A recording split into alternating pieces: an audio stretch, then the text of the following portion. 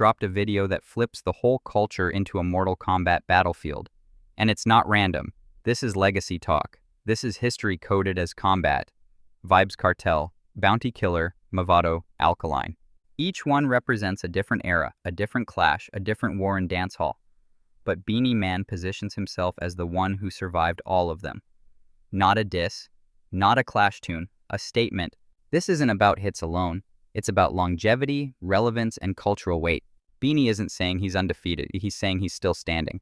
In a genre where careers end fast, immortal status is earned, not claimed. Question is, who's really left standing when the smoke clears?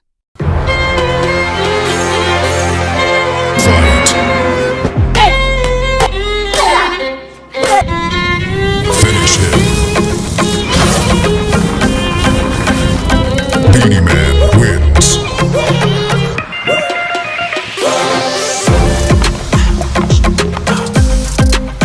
Fight. Finish him.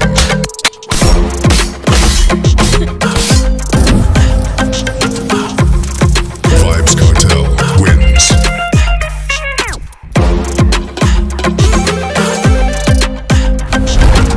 Fight.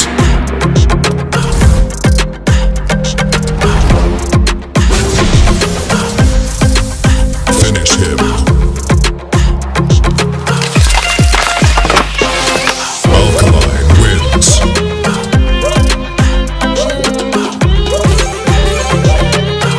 Fight.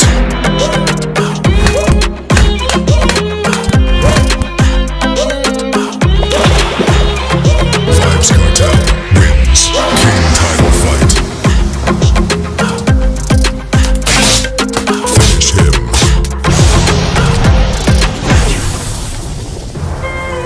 Beenie Man wins. Beenie Man, Immortal.